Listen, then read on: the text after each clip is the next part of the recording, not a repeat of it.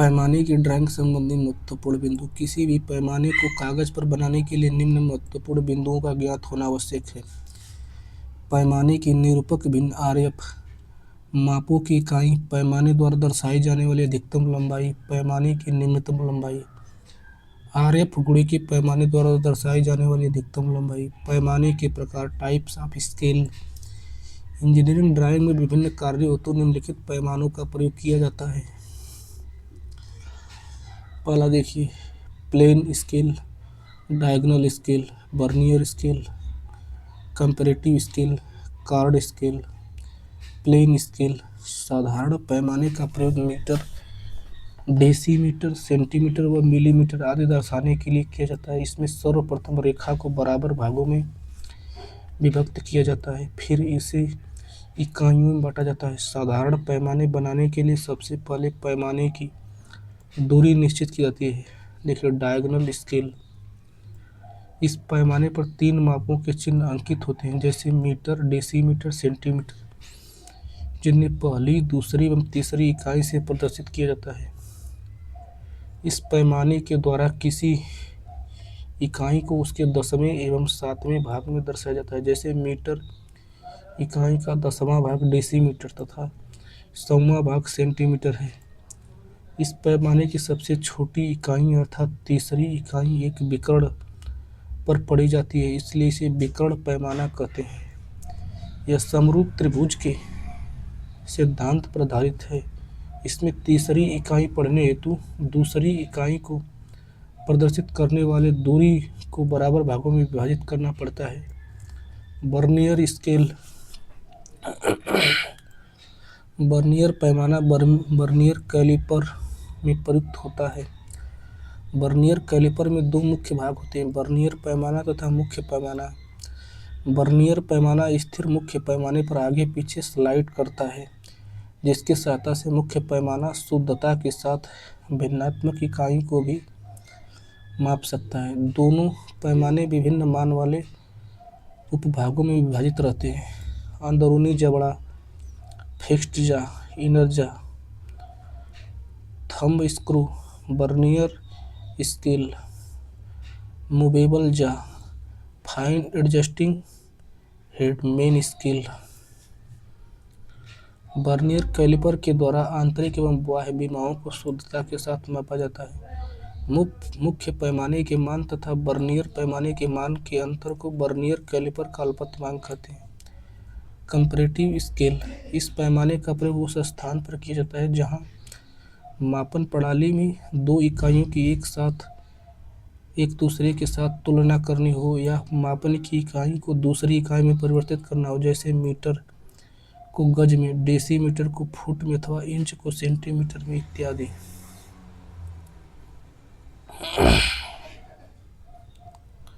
यह पैमाना साधारण तथा विकर्ण दोनों प्रकार का हो सकता है। इसे एक पैमाने पर अन्य दूसरे पैमाना बनाकर तैयार किया जाता है।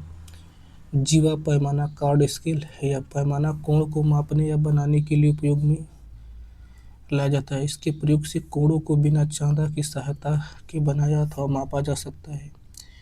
जीवा पैमाना विभिन्न कोणों की चाप की लंबाई पर आधारित होता है। जीवा पैमाने में कोण मापने एवं बनाने के लिए 0 से 90 अंकों के बीच की दूरी की त्रिज्या वाले वृत्त की जीवा की सहायता ली जाती है।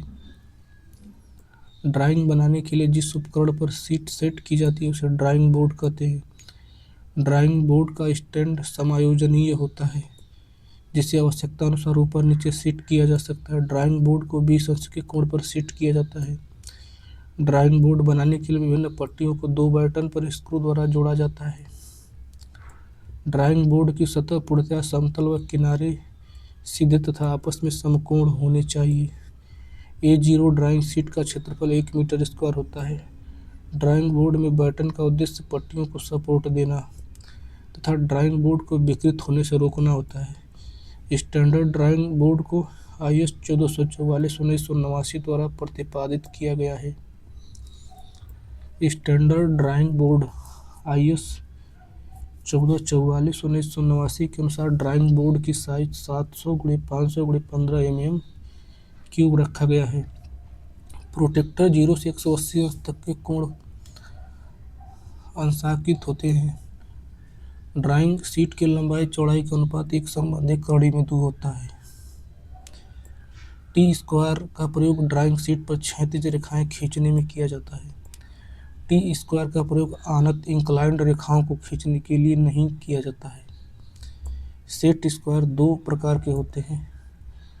पहले प्रकार के सेट स्क्वायर में पहला कोण 30 अंश, दूसरा कोण 60 अंश, तीसरा कोण 90 अंश होता है। दूसरे प्रकार के सेट स्क्वायर में 2 कोण 45 के और 1 कोण 90 अंश का होता है। सेट स्क्वायर का प्रयोग करके 15 अंश के गुणांक में कोण बनाए जा सकते हैं। चाँदा की सहायता से 0 से 180 अंश तक के कोण सुगमतापूर्वक मापे व बनाए जा सकते हैं। मापने के एक ओर सेंटीमीटर से दूसरी ओर इंच में मार्किंग होती है, जिन्हें किसी अन्य उपकरण से नहीं बनाया जा सकता है। उन आकृतियों के आरेखन करने हेतु फ्रेंच कर्व का प्रयोग किया जाता है। मिनी ड्राफ्टर में एक दूसरे के लंबवत 2 विभिन्न कोणों पर स्थित रेखाओं को एक गोल प्रोटेक्टर जैसे भाग पर जुड़े होते हैं। मिनी ड्राफ्टर के द्वारा समांतर लंबवत स्केलों को किसी कोण पर स्केलों को सेट करके रेखाएं खींची जा सकती है। कंपास की एक टांग सीधी तथा दूसरी टांग समंजनीय होती है। समंजनीय टांग में पेंसिल की लीड लगाई जाती है। कंपास में लीड के स्थान पर इंक पॉइंट का भी प्रयोग किया जा सकता है। लेंथनिंग बार का उपयोग कंपास के साथ किया जाता है। बड़े वृत्त बनाते समय लेंथनिंग बार को कंपास में फिट किया जाता है तथा पेंसिल लीड को इसके सिरे में ही संयोजित किया जाता है। डिवाइडर के दोनों टांगों के सिरों पर नीडल पॉइंट होते हैं। ड्राइंग पेपर या ट्रेस पेपर पर जिस सामग्री द्वारा रेखाएं खींचकर आरेखन किया जाता है पेंसिल कहलाती है। पेंसिल में जितनी अधिक कालीन की मात्रा होती है पेंसिल उतनी ही अधिक कठोर होती है। हल्की व महीन लाइनों को खींचने हेतु कठोर ग्रेड की पेंसिल का प्रयोग किया जाता है। मोटी तथा चमकदार लाइनों को खींचने हेतु मुलायम ग्रेड की पेंसिल का प्रयोग किया जाता है। अमोनिया पेपर पर बनी ड्राइंग ब्लू प्रिंट कहलाती है। इंजीनियरिंग ड्राइंग में रंगीन ड्राइंग शीट प्रयोग करने से रेखाओं में उभार नहीं आ पाती है। सैंड पेपर का प्रयोग आरेखन के लिए पेंसिल की नोक को अधिक नुकीला करने के लिए किया जाता है। 45 अंश और 90 अंश कोण के सेट स्क्वायर की लंबाई 20 सेंटीमीटर होती है। विमाओं का मापन करने हेतु स्केल का प्रयोग किया जाता है। कंपास की समंजनीय लैग में पेंसिल की लीड लगाने की व्यवस्था होती है। छोटी कंपास द्वारा 25 mm से 50 mm व्यास के वृत्त व चाप खींचे जा सकते हैं। बड़ी कंपास का उपयोग 150 mm से अधिक व्यास के वृत्त खींचने के लिए किया जाता है। ड्राइंग शीट विनिर्देशित आकार A4x3 का अर्थ है A4 साइज की शीट की लंबाई को पहले की अपेक्षा 3 गुना बढ़ाई गई है। ड्राइंग मानक ब्यूरो BIS द्वारा निर्धारित शीर्षक ब्लॉक की साइज 185x65 सेंटीमीटर है। ड्राइंग में बनाए गए भागों के विवरण को सारणी द्वारा प्रदर्शित करने हेतु ड्राइंग शीट पर वस्तु संदर्भ बनाया जाता है। यदि एक ही ड्राइंग के उनके प्रिंट लेना हो तो ड्राइंग के लिए प्रयुक्त पेपर ट्रेसिंग पेपर।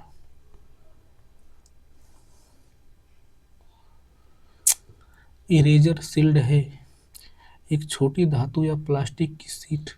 सबसे ज़्यादा महत्वपूर्ण रबड़ है। विनाइल इरेजर लीडर लाइन प्रदर्शित की जाती है। पतली निरंतर थिन कंटिन्यूअस रेखा। मध्य रेखाएं होती है पतली जंजीर जैसी। कटिंग प्लेन में प्रयुक्त रेखाएं होती है मोटी व पतली दोनों रेखाएं।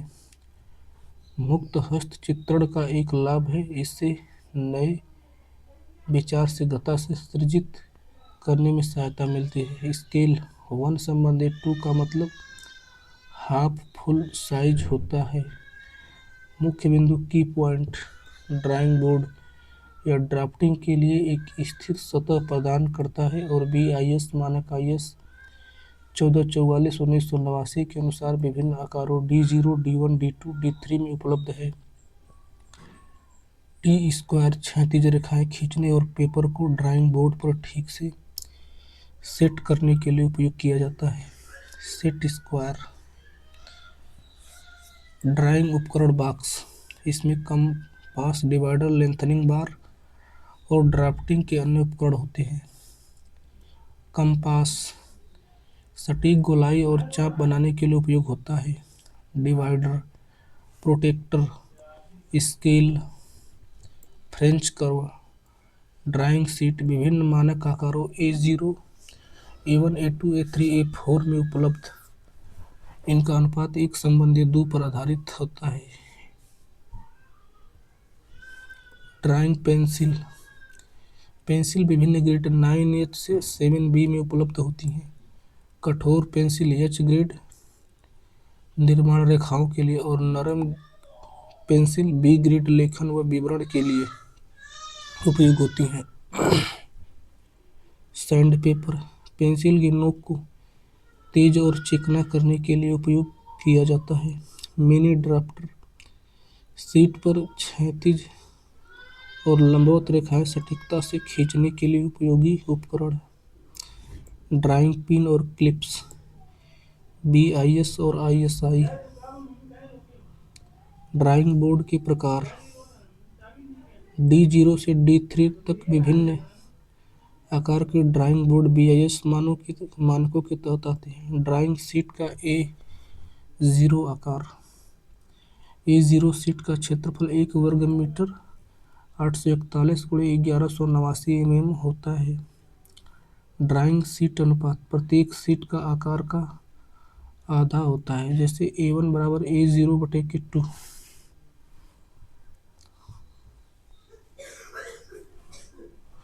टी स्क्वायर के प्रकार T0, T1, T2, T3 विभिन्न लंबाइयों में उपलब्ध। T0 1500 mm। सेट स्क्वायर का उपयोग कंपास और डिवाइडर में अंतर। कंपास वृत्त बनाने के लिए, डिवाइडर मापने के लिए उपयोग किया जाता है। फ्रेंच कर्व प्रोटेक्टर प्रकार ड्राइंग पेंसिल 9H से 7B तक। 9H सबसे कठोर और 7B सबसे मुलायम। सैंड पेपर ब्लॉक का महत्व। मिनी ड्राफ्टर के लाभ। ड्राइंग स्केल के प्रकार 15 सेंटीमीटर, 30 सेंटीमीटर फ्लैट और त्रिकोणीय स्केल विभिन्न अनुप्रयोगों के लिए होते हैं।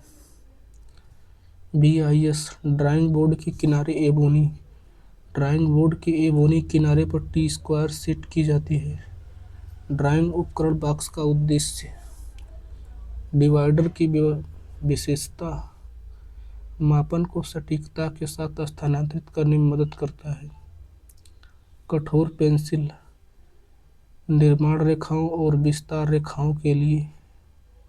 नरम पेंसिल लेटरिंग और डायमेंशनिंग के लिए उपयुक्त। ड्राइंग शीट का शीर्षक खंड BIS के अनुसार 185 × 65 mm आकार के होने चाहिए। फुल साइज स्केल एक संबंधी 1 के अनुपात में माप प्रदान करता है। 36 रिड्यूस्ड स्केल वास्तविक वस्तु का छोटा मॉडल बनाने के लिए उपयोग किया जाता है।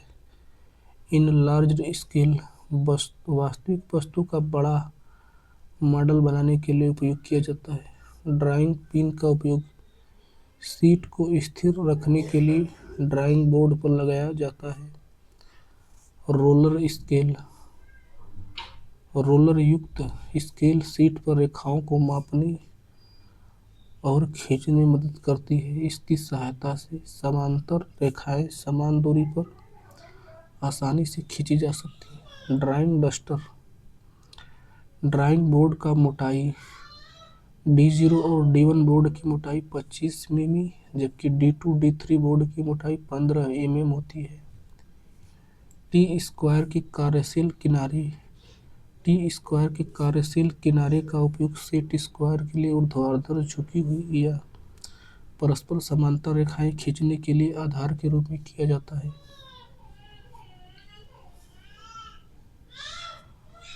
सेट स्क्वायर की लंबाई सेट स्क्वायर 200 mm 45 अंश और 250 mm 30-60 अंश आकार में उपलब्ध है। ड्राइंग शीट की अलाइनमेंट ड्राइंग बोर्ड पर टी स्क्वायर की मदद से शीट को सीधा और स्थिर किया जाता है। ड्राइंग पेंसिल की लेड संरचना कठोर पेंसिल एच ग्रेड में अधिक क्ले होता है, जबकि नरम पेंसिल बी ग्रेड में अधिक ग्रेफाइट होता है।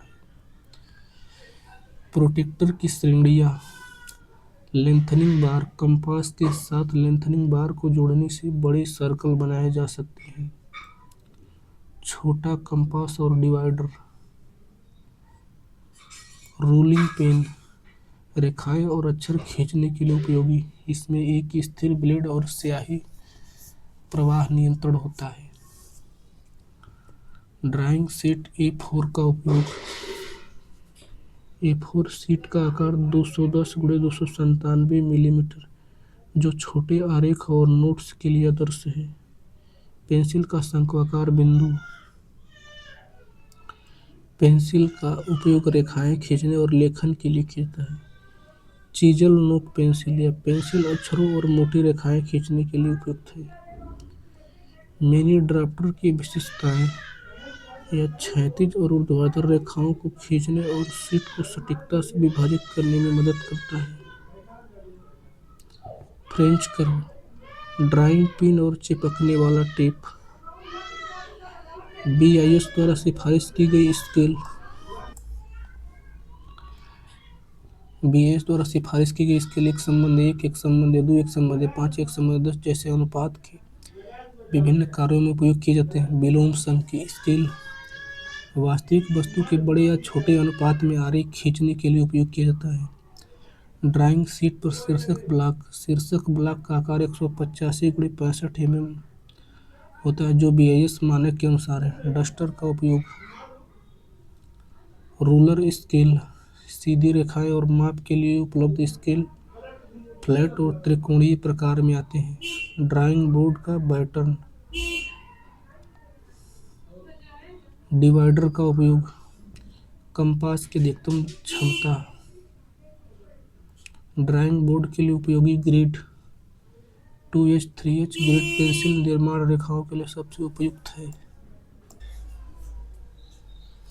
HB पेंसिल का उपयोग यह लेटरिंग और आयाम चिह्नित करने के लिए आदर्श है। ड्राइंग पेंसिल का धार सही बनाने के लिए सैंड पेपर ब्लॉक का उपयोग किया जाता है। फुल साइज स्केल 1:1 के अनुपात में वस्तु के वास्तविक आकार को प्रदर्शित करता है। ड्राइंग शीट का अनट्रिम्ड आकार ट्रिमिंग के बाद उपयोगी कार्यक्षेत्र प्रदान करता है।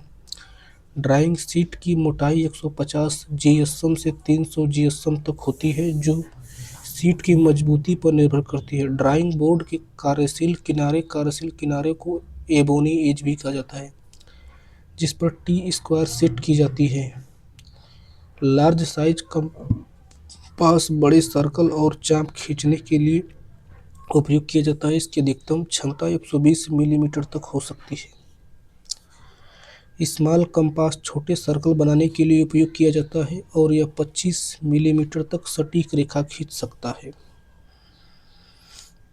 ड्राइंग बोर्ड की माप D0 1500x1000 millimetre, D1 1000x700 mm, D2 700x500 mm, D3 500x350 mm। Drawing उपकरण के मानक ड्राइंग शीट पर लेआउट शीट का शीर्षक ब्लॉक और मार्जिन BIS मानक SP 46/2003 के अनुसार होना चाहिए। ड्राइंग पेंसिल का ब्लंट पॉइंट लेटरिंग और मोटी रेखाएं खींचने के लिए उपयोग किया जाता है।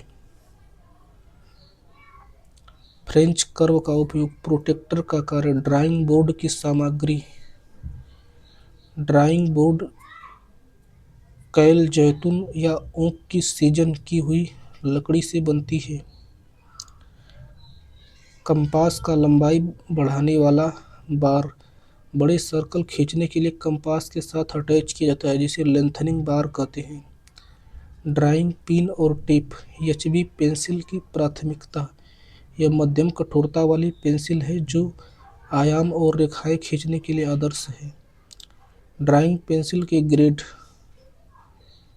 कठोर 9H से 4H तक, मध्यम H से HB और नरम 2B से 7B तक। मिनी ड्राफ्टर की विशेषता: ड्राइंग शीट A1 का आकार: A1 शीट का माप 594 × 841 होता है। स्केल का RF: 1:1, 1:2, 1:5 जैसे अनुपात वास्तविक आकार को कम या बड़ा करने के लिए। ड्राइंग बोर्ड का back support: drawing back support इसे झुकाव 20 अंश कोण पर टिकने में मदद करता है। ड्राइंग उपकरण का रखरखाव: उपकरणों को साफ और सुरक्षित रखने के लिए ड्राइंग बॉक्स का उपयोग किया जाता है। ड्राइंग बोर्ड की कार्यशील सतह कार्यशील चिकनी और खुरदरी सतह को हटाने के लिए होती है।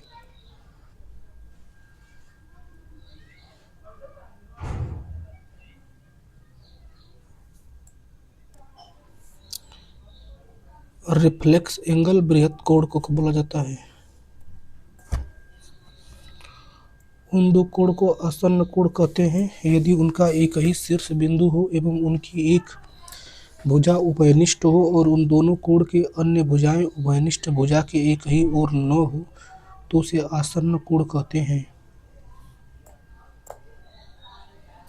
रैखिक युग्म कोण: जब दो आसन्न कोणों का योग 180 अंश हो तो रैखिक युग्म कोण कहलाती है। समबाहुभुज त्रिभुज में सभी केंद्र एक ही बिंदु पर स्थित होते हैं अर्थात संपाती होते हैं। अंतःकेंद्र, परिकेंद्र, लंब केंद्र, केंद्रक। समद्विबाहु त्रिभुज में शीर्ष से डाला गया लंब भुजा तथा कोण दोनों को समद्विभाजित करता है।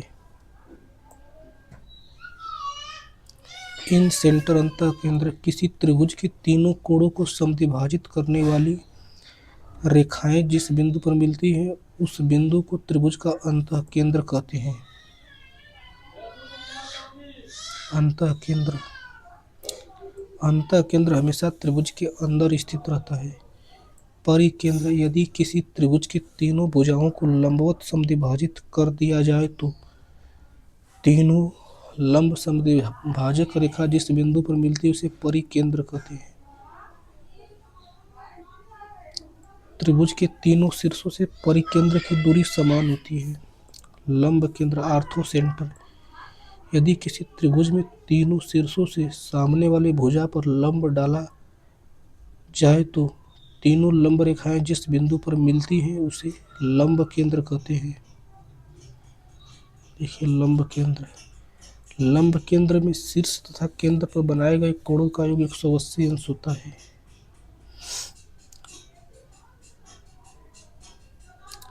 अल्फा प्लस बीटा बराबर 180 अंश। केंद्रक अथवा गुरुत्व केंद्र अथवा मध्य केंद्र सेंट्रॉयड: त्रिभुज की तीनों माध्यिकाएं जिस बिंदु पर मिलती हैं उसे केंद्रक कहते हैं। केंद्रक हमेशा त्रिभुज के अंदर स्थित रहता है। केंद्रक माध्यिका को शीर्ष से 2 तथा आधार से 1 के अनुपात में विभाजित करता है। माध्यिका जिस भुजा पर पड़ती है उसे 2 बराबर भागों में बांट देती है। सबसे छोटी बहुभुज त्रिभुज होती है। बहुभुज भुजा के आधार पर 2, समबाहुभुज विषम बहुभुज कोण के आधार पर 2। पहला उत्तल बहुभुज कॉन्वेक्स, अवतल बहुभुज कॉनकेव।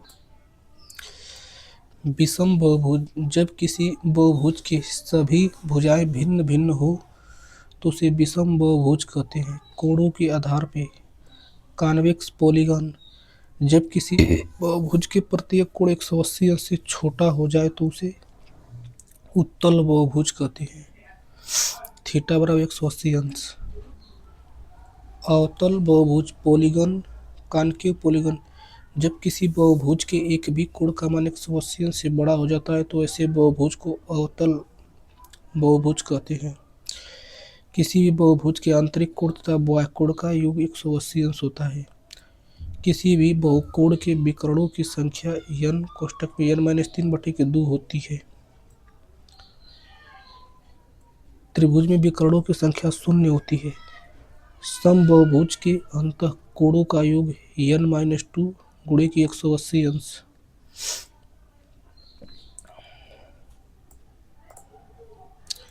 n भुजा की संख्या है। देखिए, pentagon, hexagon, heptagon, octagon, nonagon, decagon, undecagon, dodecagon. उत्कीर्ण बहुभुज, इंस्क्रिप्ड पॉलीगन। उत्कीर्ण बहुभुज उस बहुभुज को कहते हैं जिसके सभी शीर्ष वृत्त के परिधि को स्पर्श करते हैं। उत्कीर्ण बहुभुज में वृत्त के केंद्र से सभी शीर्षों की दूरी समान होती है। सर्कुमस्क्रिप्ड पॉलीगन। परिगत बहुभुज उस बहुभुज को कहते हैं जिसकी भुजा वृत्त के परिधि को स्पर्श करता है। परिगत बहुभुज। परिगत बहुभुज में वृत्त के केंद्र से सभी भुजाओं के बीच की दूरी समान होती है।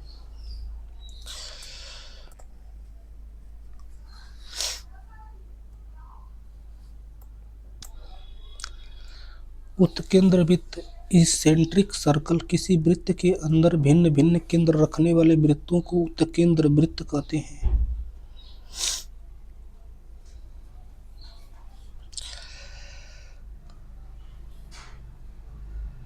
अब देखिए, कोनिकल सेक्शन, दीर्घवृत्त।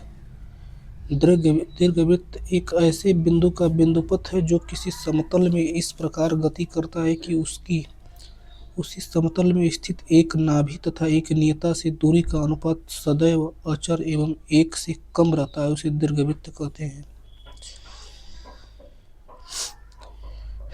देखिए, नाभि। अब देखिए, मेजर एक्सिस, दीर्घवृत्त के शीर्षों के बीच एक अधिकतम दूरी जो नियता पर समकोण तथा दीर्घवृत्त के केंद्र से होकर गुजरती है, उसे दीर्घ अक्ष कहते हैं। इस चित्र में AB दीर्घ अक्ष है। लघु अक्ष, माइनर एक्सिस, नियता के समांतर वह अधिकतम दूरी जो दीर्घ अक्ष को केंद्र से समकोण पर काटती है, उसे लघु अक्ष कहते हैं। CD लघु अक्ष है। देखिए, शीर्ष वर्टेक्स, वक्र पर स्थित दीर्घ अक्ष के अंतिम बिंदु को शीर्ष कहते हैं। इस चित्र में A तथा B शीर्ष हैं।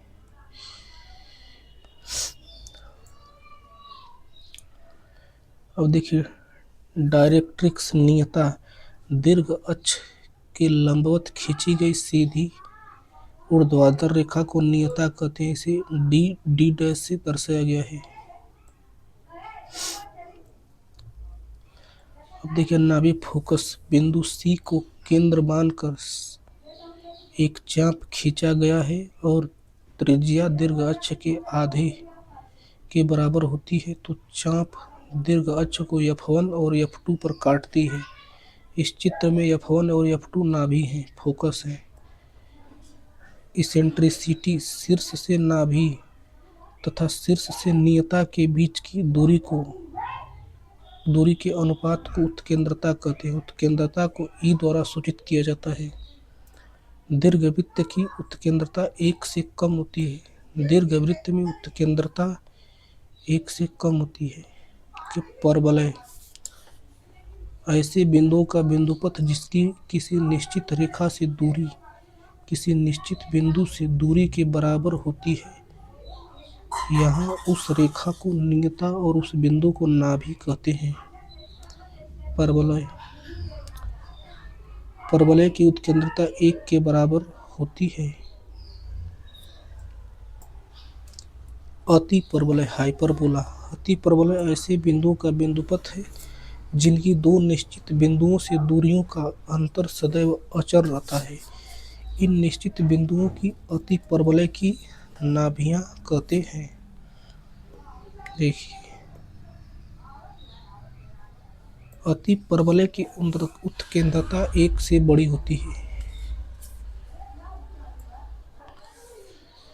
फ्री हैंड स्केचिंग किसी वस्तु के भाग अथवा अवयव को व्यक्त करने हेतु मुक्त हस्त चित्रण एक सरल विधि है। मुक्त हस्त चित्रण में किसी मापन यंत्र का प्रयोग नहीं किया जाता है, इसे केवल अनुमानित रूप में व्यक्त किया जाता है। Free hand sketching of line ऊर्ध्वाधर रेखाएं ऊपर से नीचे की ओर लिखी जाती हैं। क्षैतिज रेखाएं बाईं से दाईं ओर खींची जाती हैं। नीचे झुकी रेखाएं इंक्लाइंड लाइन नीचे से ऊपर की ओर खींची जाती हैं। कोणीय रेखाएं प्रायः 30 अंश तथा 45 अंश पर दाईं या बाईं खींची जाती हैं। सीधी तथा तिरछी रेखाओं को मुक्त हस्त आरेखण।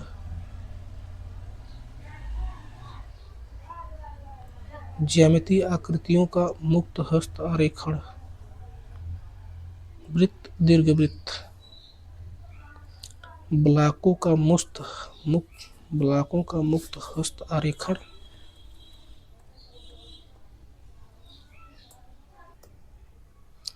लाइन्स रेखाएं।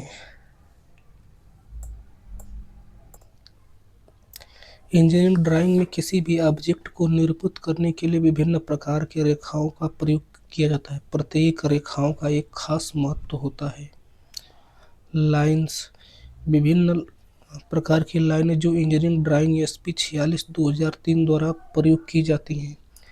लाइन्स थिकनेस किसी भी लाइन की मोटाई ड्राइंग के अनुसार स्याही, इंक या पेंसिल से किया जाता है। पेंसिल ड्राइंग पेंसिल से ड्राइंग बने लाइन दो लाइन ग्रुप विभाजित होता है। फिनिश्ड ड्राइंग में सभी लाइनें गहरी, साफ एवं एक समान होनी चाहिए।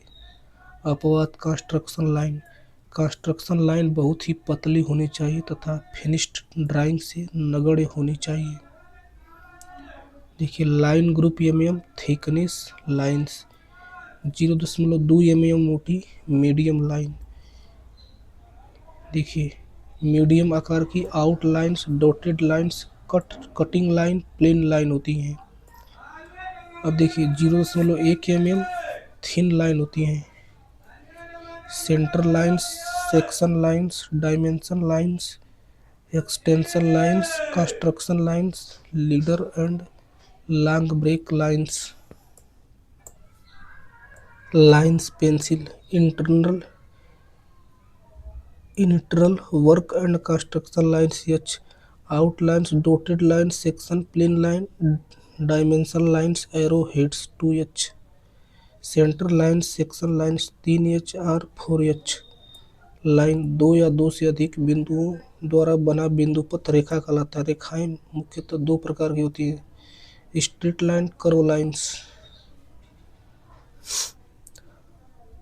अब देखिए स्ट्रेट लाइन दो बिंदुओं के बीच की दूरी जिसमें दिशा अपरिवर्तित हो, सीधी रेखा लाइन कहलाती है। अनिश्चित लंबाई की सीधी रेखा, निश्चित लंबाई की सीधी रेखा। सीधी रेखा मुख्यतः तीन प्रकार की होती है, horizontal line, vertical line, inclined और ऑब्लिक लाइन। क्षैतिज रेखा, क्षैतिज रेखा के समानांतर रेखाएं क्षैतिज रेखाएं कहलाती हैं। स्थिर जल की सतह,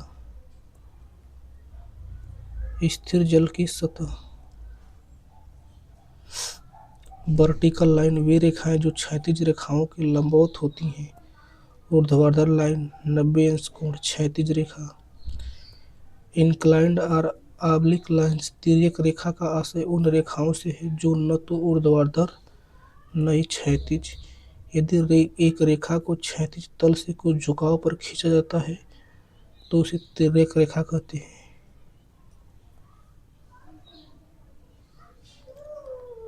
अब देखिए कर्व्ड लाइन दो बिंदुओं के बीच की दूरी जिसमें दिशा निरंतर परिवर्तित हो वक्र लाइन कहलाती है। इस रेखा का कोई एक ही दिशा स्थिर नहीं होता है। इस रेखा का कोई कोण नहीं होता है। अन्य रेखाएं समांतर पैरेलल लाइन।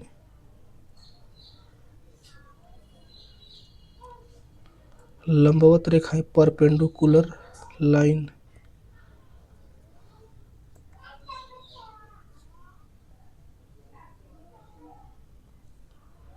अब देखिए representation of lines according to standard. सतत मोटी रेखा कंटिन्यूअस थिक लाइन।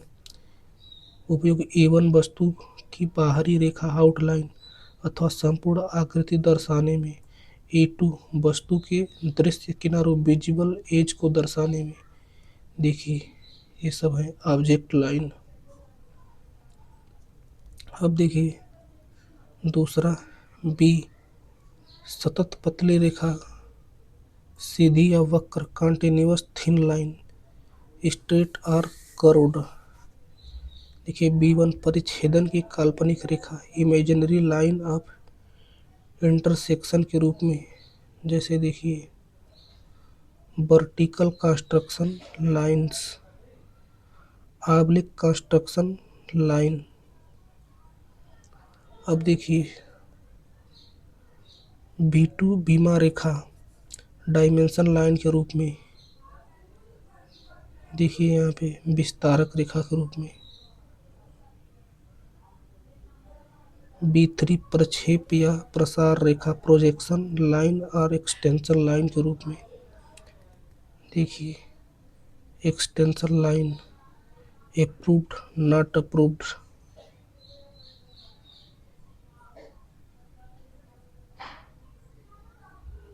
अब देखिए B4 लीडर लाइन के रूप में। देखिए landing line, block content leader line, arrow head, leader with block content dimension line. देखिए डायमेंशन लाइन, एक्सलरेशन यूज। देखिए लीडर लाइन, सतत पतली रेखा का यूज, परिच्छेदन की काल्पनिक रेखा के रूप में, बीमा रेखा के रूप में, प्रक्षेप या प्रसार रेखा के रूप में, लीडर लाइन के रूप में। अब देखिए अगला B5 छायांकन रेखा के रूप में। B6 रिवॉल्व्ड सेक्शन की बाहरी रेखा के रूप में।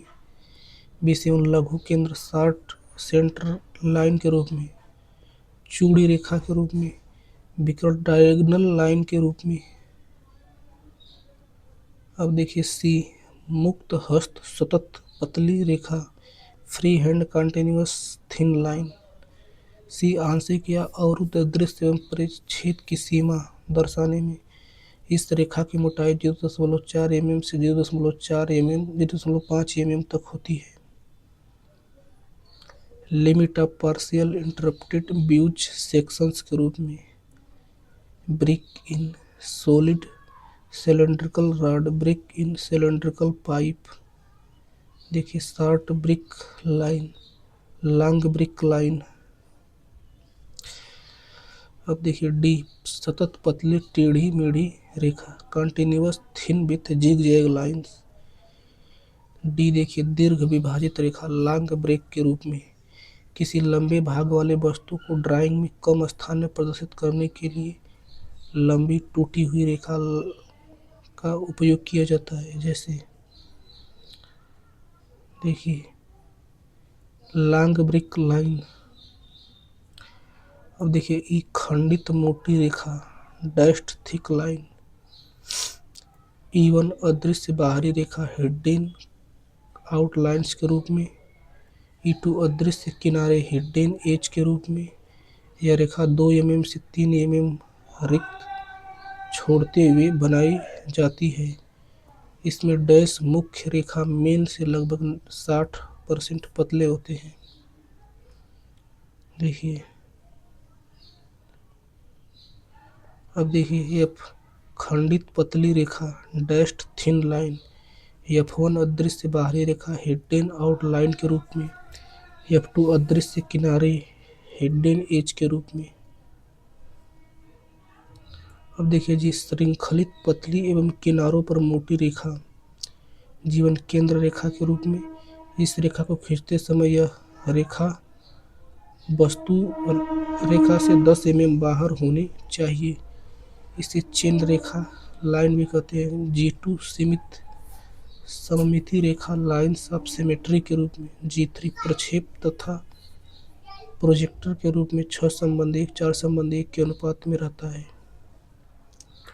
एच श्रृंखलित पतली एवं किनारों पर मोटी रेखा। एच कार्टन सतह के रूप में, कटिंग सरफेस के रूप में। देखिए जी, श्रृंखलित मोटी रेखा चेन थिक लाइन, जे रेखाओं या सतहों के संकेत जिससे एक विशेष आवश्यकता प्रदान होती है कि chain thin and double dashed line, समीपवर्ती भागों की बाहरी रेखा, आउटलाइन ऑफ एडसेंट पार्ट की गतिमान भागों की वैकल्पिक एवं परम स्थितियों, alternative and extreme position of movable parts की त्रिकेंद्रक रेखाओं सेंट्रोडल लाइन्स के रूप में, K four initial outline previous to forming, K five parts situated in front of cutting plane को दर्शाने में।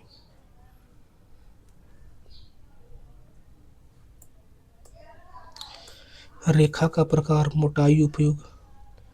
थिक कंटिन्यूअस लाइन 0.7 से 1 mm, विजिबल एज आउटलाइन दिखाने के लिए।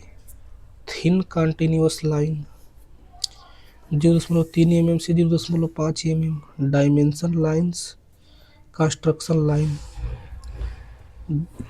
डैश लाइन 0.3 mm से 0.5, हिडन एज इनविजिबल लाइन दर्शाने के लिए। सेंटर लाइन 0.2 से 0.3, सिमेट्री सेंटर पॉइंट दिखाने के लिए। Cutting plane line 0.7 mm, cutting section के लिए। ब्रेक लाइन 0.3 mm से 0.5 mm, to certain object length को दिखाने के लिए। हैचिंग लाइन 0.3 से 0.5 mm, सेक्शनल व्यूज के लिए। डॉटेड लाइन 0.1 से 0.3, limit or partial views. Chain line 0.5 से 0.7, हाईलाइटिंग स्पेसिफिक पार्ट्स दर्शाने में। लीडर लाइन 0.3 से 0.3 mm, leader line for dimension or टिप्पणियों के लिए। क्लासिफिकेशन ऑफ लाइन्स, सेक्शन रेखा B5 प्रकार की। इस लाइन द्वारा किसी मशीन के कंपोनेंट कटे हुए भाग को प्रदर्शित किया जाता है। यह रेखा आमतौर पर वस्तु रेखा के साथ 45 अंश के कोण पर खींची जाती है। ये रेखाएं तिरछी तथा एक दूसरे के समांतर खींची जाती हैं। सभी रेखा को आपस में 1 mm या 2 mm का रिक्त छोड़कर खींची जाती है। इस रेखा की मोटाई 0.7 या 0.7 mm से अधिक रखी जाती है। इसे हैचिंग कहते हैं। कटिंग लाइन सेंटर लाइन की तरह होती हैं, केवल इनके किनारों को मोटा कर दिया जाता है। सेक्शन रेखा की मोटाई 0.7 मिलीमीटर से अधिक रखी जाती है। तीर निशान के शीर्ष की लंबाई मोटाई का 3 गुना होता है। हैचिंग रेखा के मध्य सेक्शन रेखा के मध्य कम से कम 0.7 mm की दूरी होनी चाहिए। किसी लंबे भाग वाले वस्तु को ड्राइंग में कम स्थान में प्रदर्शित करने के लिए लंबी टूटी हुई रेखा लॉन्ग ब्रेक लाइन का उपयोग किया जाता है। हैच लाइन्स, हैच एंगल 45 अंश। अब देखिए कटिंग प्लेन लाइन्स, एच प्रकार की रेखा। यह रेखा केंद्र की तरह होती हैं, लेकिन इसमें सिर्फ इतना है कि इसके दोनों किनारे पर डैश की मोटाई अधिक होती है। छोटे डैश की लंबाई 2 mm से 3 mm होती है और बड़े डैश की लंबाई 15 mm से 30 mm होती है तथा दोनों डैश के बीच का रिक्त स्थान 1 mm से 2 mm होता है। यह रेखा किसी मशीन पुर्जा की ड्राइंग में ऐसे जगहों पर प्रयोग में लाई जाती हैं जहां कोई भाग अलग दिखाने की आवश्यकता होती है। इस रेखा की मोटा 0.4 mm से 0.5 mm होती है। cutting plain lines, weaving plain lines, cutting plain lines,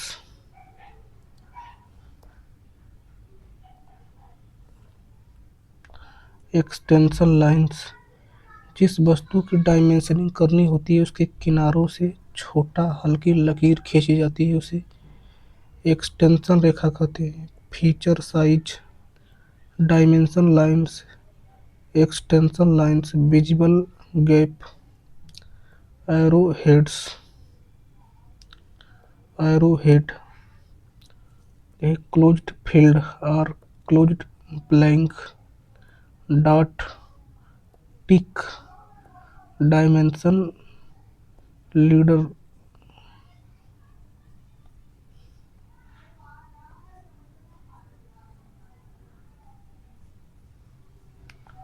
open 90 arrowhead, open 90, open 20, closed, closed and filled, oblique stroke, small open circle, यक्स 3x। एरोहेड डायमेंशन लाइन को समाप्ति करने के प्रयोग में है। डायमेंशन लाइन के दोनों छोरों पर एक ही पर ही एरोहेड का प्रयोग किया जाता है। एरोहेड डायमेंशन लाइन का लंबाई और चौड़ाई का मान 3 mm तथा 1 mm होता है। एलाइन्ड सिस्टम, इस विमांकन विधि में सभी विमाएं सदैव विमा रेखा के समांतर ही लिखी जाती हैं। इस विधि में विमा रेखा टूटी नहीं होती है, सभी विमाएं सदैव विमा रेखा के ऊपर लिखी जाती हैं। इस विधि में विमाओं को पढ़ने के लिए आरेख को घुमाया जाता है। इस प्रणाली में वस्तु के डायमेंशन को डायमेंशन लाइन पर के ऊपर डाला जाता है। इस विधि में डायमेंशन को नीचे से नहीं पढ़ा जा सकता है। Aligned method of dimensioning,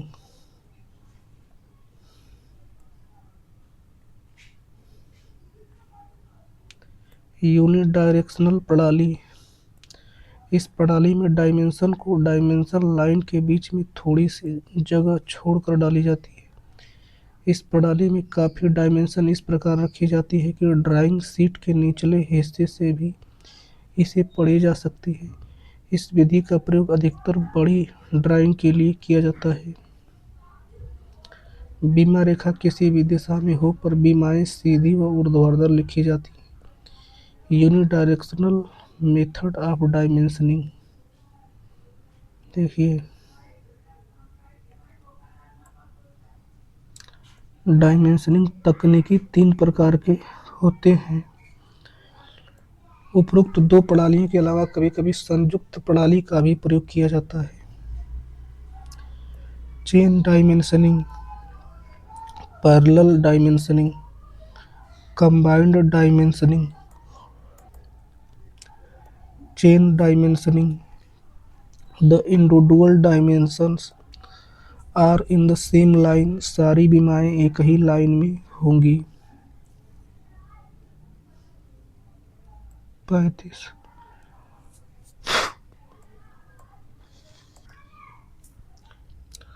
parallel dimensioning, the individual dimension are oriented from some line point. Combined dimensioning, it is combination of chain and parallel dimensioning.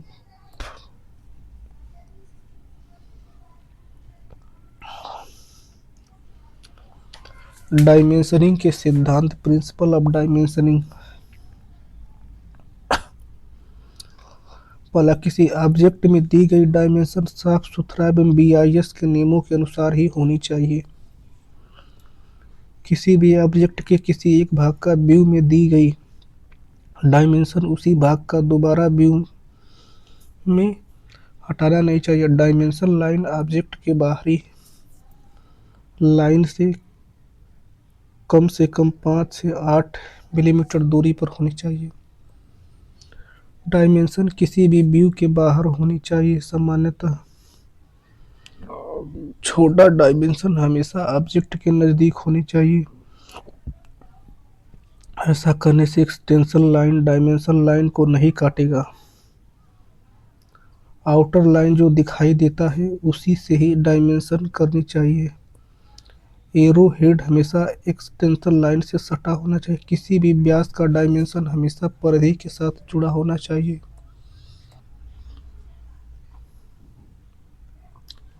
देखिए, फाई 10, फाई 15,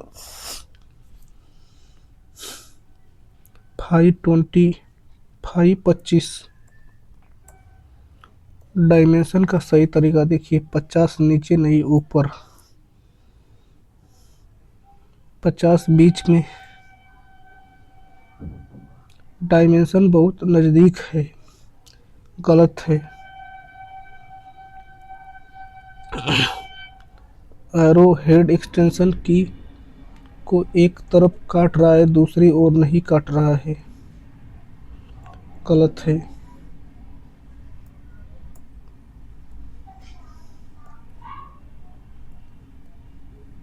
डायमेंशन एक लाइन में नहीं है, डायमेंशन एक लाइन में है। Leader line object के अंदर है, लीडर लाइन ऑब्जेक्ट के बाहर है। सही है। इंजीनियरिंग वर्क कई वस्तुओं की रूपरेखा में विभिन्न प्रकार के वक्र शामिल होते हैं। Engineering work, engineering curve, curve, parabola समांतर काटा गया है तिर्यक के। अब देखिए हाइपरबोला लंबवत कटा गया। देखिए सर्कल, यहाँ पे देखिए इलिप्स इस प्रकार कटा गया है। देखिए हाइपरबोला इस तरह कटा गया है।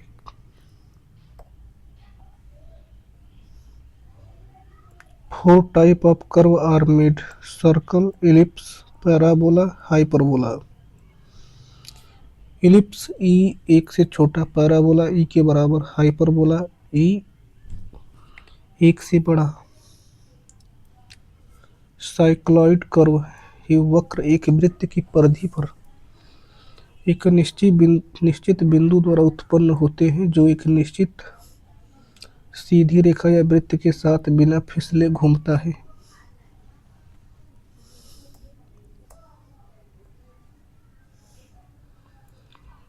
इनवॉल्यूट कर्व, ऐसा वक्र जो किसी वृत्त या बहुभुज से निकले धागे के टुकड़े के सिरे से बनाया जाता है। धागे को कसकर रखा जाता है सेंटर पर।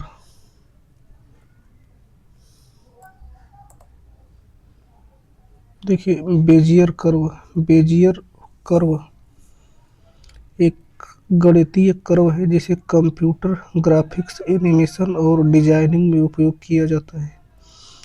इसे कंट्रोल पॉइंट से परिभाषित किया जाता है।